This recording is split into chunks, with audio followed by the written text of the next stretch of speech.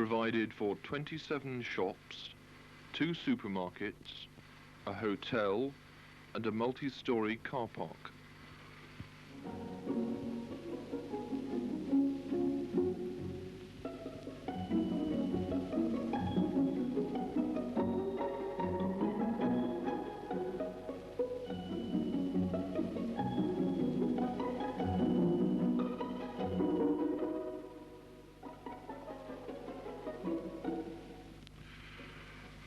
But what was old St Austell like?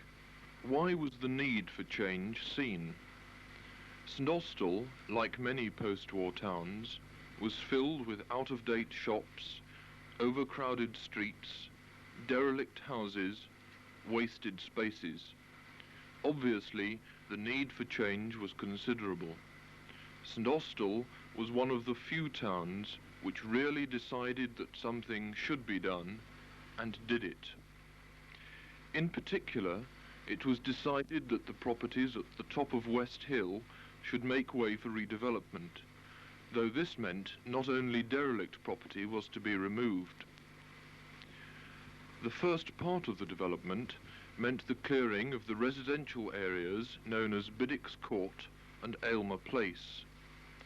These were virtually slum areas, and in many cases the elements had already started the demolition work which the council had now decided to undertake. Much of the property had been vacant for several years and had fallen into disrepair. Not all of the scheduled development area had been residential, however. Between Biddick's Court, Aylmer Place and the Odeon Cinema car park was a large piece of waste land.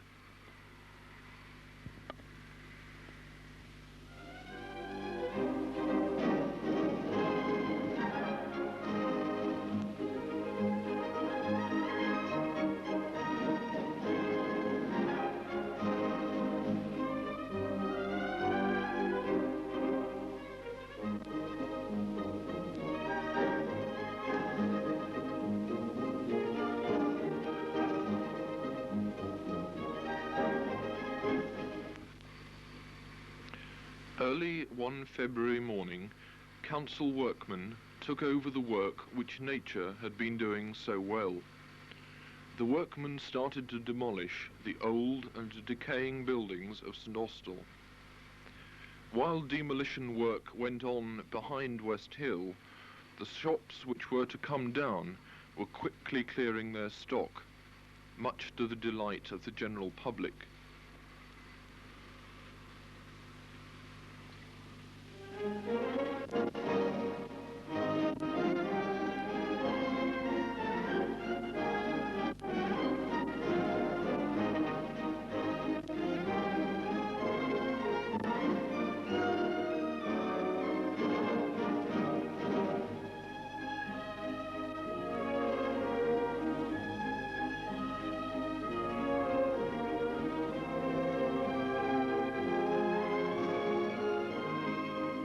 Demolition work proceeded so fast that some people didn't vacate their property quickly enough, and they were still moving furniture out of the front as the demolition men started knocking down their back doors.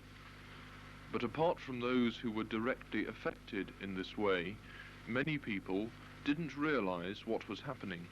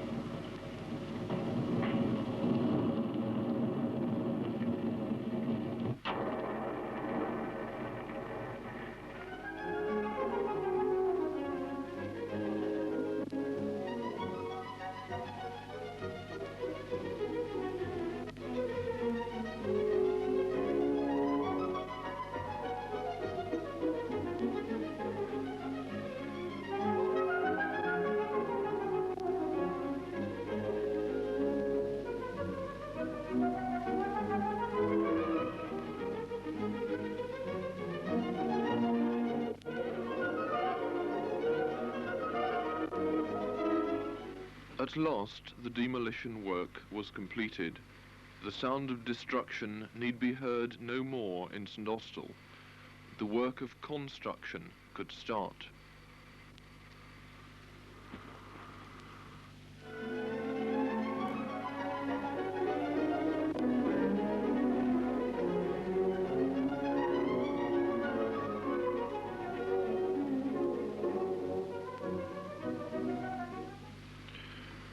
The first stage of this reconstruction was the making of a new road linking Truro Road and South Street, which was intended to relieve the traffic congestion in 4th Street.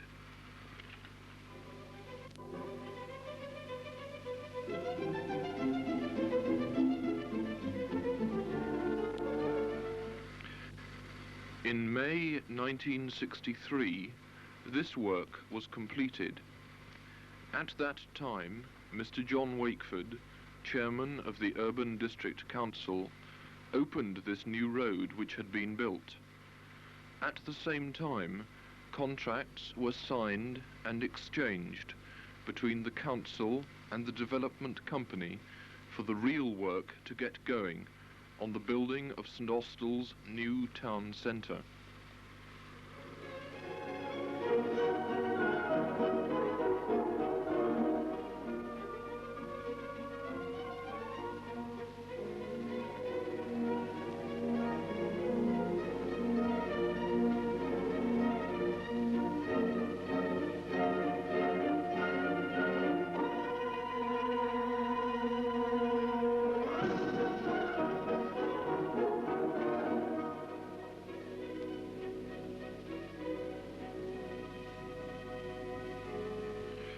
Perpetuating a name which has meant so much in St Austell's history, the street was named Trinity Street.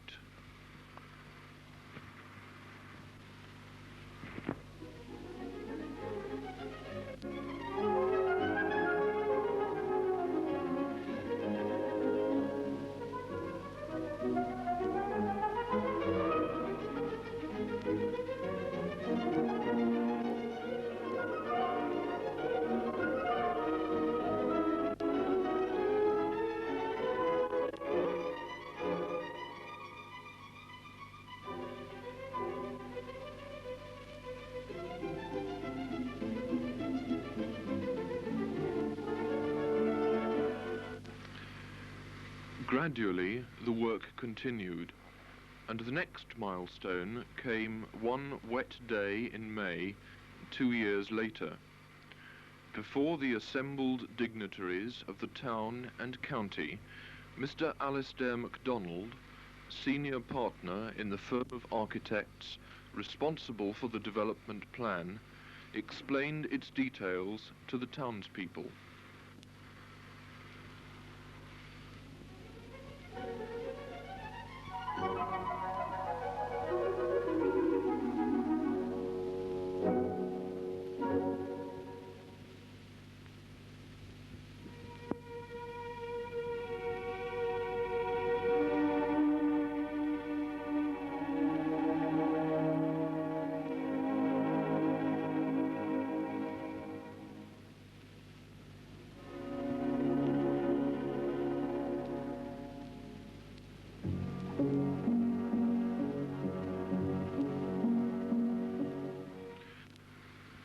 Following Mr. MacDonald's explanation, the chairman of the council, Mr. Wakeford, laid the foundation stone to mark the commencement of St Austell's new town centre development.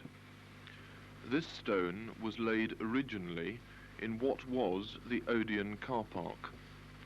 As work continued, however, it had later to be removed and may now be seen in the centre of Aylmer Square. The inscription on the stone reads, "This stone was laid by John C. Wakeford, JP, Chairman of St Austell Urban District Council, to record the commencement of the St Austell Town Centre development on the 8th of May, 1965.